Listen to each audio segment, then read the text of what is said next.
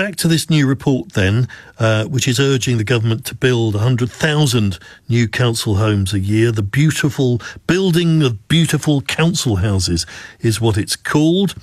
And they're asking to have attractive homes built as well as the big numbers. Now, the author of this report is Ike Ijeh, who is Head of Housing, Architecture and Urban Space at Policy Exchange, who authored the Building Beautiful Council Houses report. And Ike joins us now. So we've heard the top line about the 100,000 required to be built per year. What's the thinking behind that? Well, the thinking is essentially, obviously, we have a housing crisis, which everybody is aware of. The government has committed to building 1.5 million homes by 2029, which is probably unachievable, but it's a measure of how serious and how grave the crisis is. And look, on one level, it's good. Obviously, we do need to increase supply.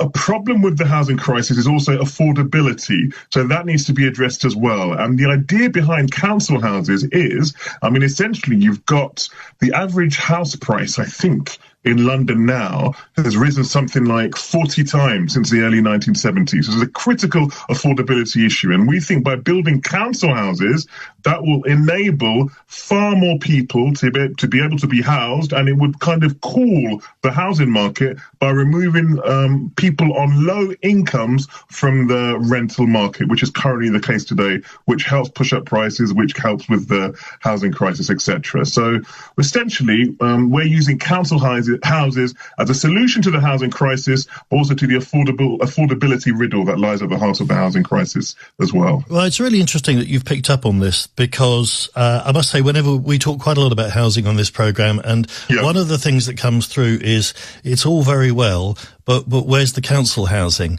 And it feels like Labour haven't, maybe they've got the plans, but they haven't really been putting a focus on it.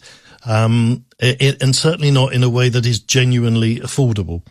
Yeah, well, we wouldn't disagree with that assessment. There was a spending review earlier this summer where they did commit to a new 39 billion affordable homes program, and as part of that, they want 180,000 council houses built over the next 10 years. So obviously it's good, it's better than nothing, but that still only amounts to 18,000 homes a year. Yeah. So we still think that's not enough. It's not enough to plug the shortfall, and we need to really commit to a new generation of council housing. And the key thing is as well, everyone's aware, well, most people are aware that council housing or council estates comes with a bit of a stigma. We think of maybe 1960s dystopian high-rise blocks, antisocial behaviour, high crime. We maintain that can be designed out. If you incorporate beautiful elements, if you make sure the design works, it works for families, it's inclusive, it's accessible, then we can get a new generation of council houses that doesn't just solve the housing crisis, but it helps the urban environment, and it creates homes that give people dignity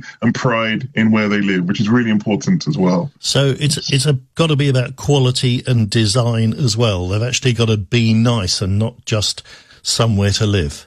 Completely. And this was the mistake we often made in 1960s and 70s. We had a prodigious housing program in 60s and 70s. All the problems we talk about today didn't exist because the government built thousands and thousands of homes, the private sector as well as the government.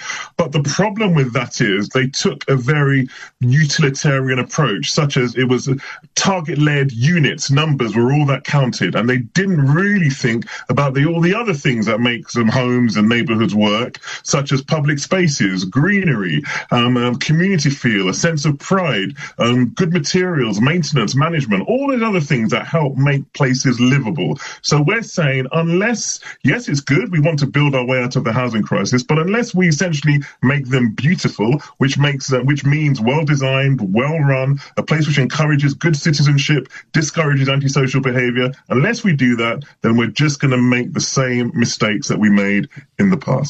And who is going to build these council houses? Isn't there a problem that the vast majority, even that are planned now, it's all in the hands of property developers who don't really have an interest in delivering affordable or council housing, do they?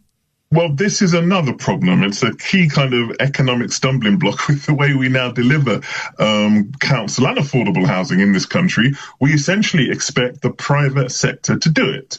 And we use the private sector through levers by things called Section 106 agreements, by which when a private developer gets planning permission, he must also build a certain amount of affordable flats or social housing, etc.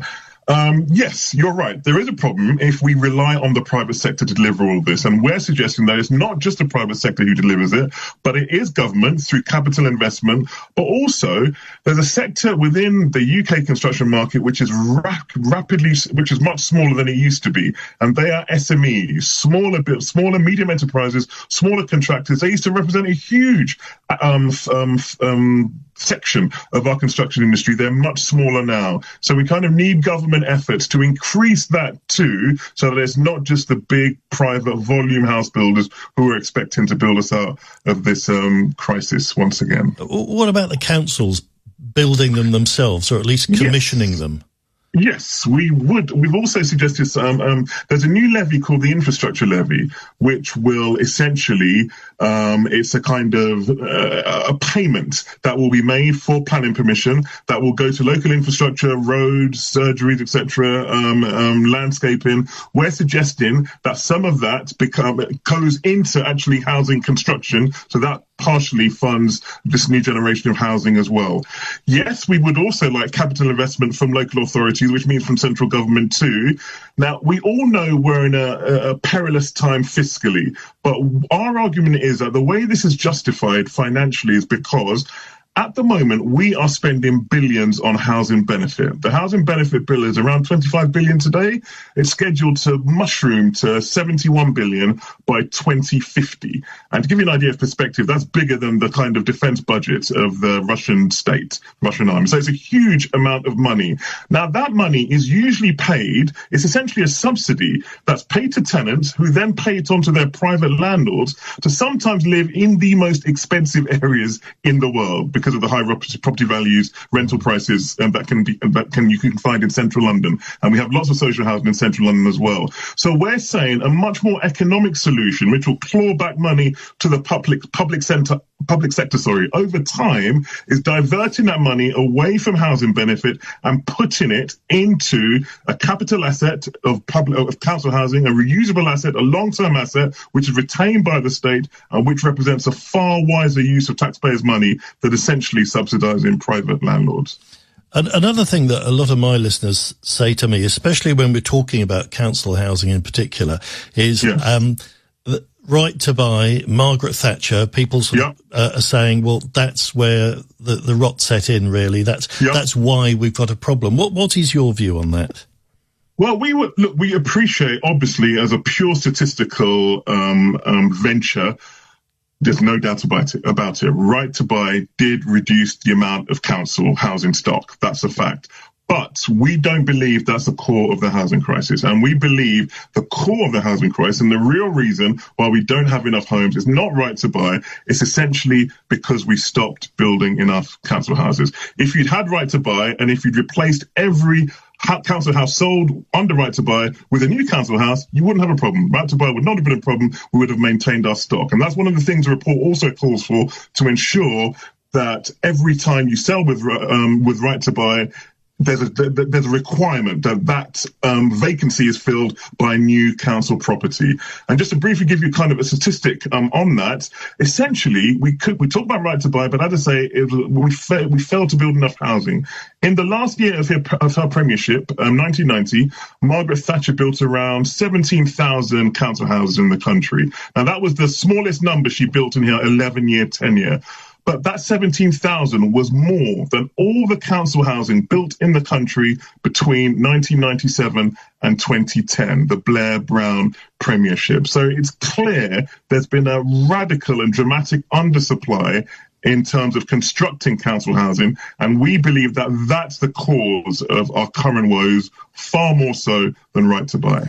And in fact, that's about the same as Labour is proposing now, and that was Margaret Thatcher's lowest number then. Yes, they're proposing 18,000.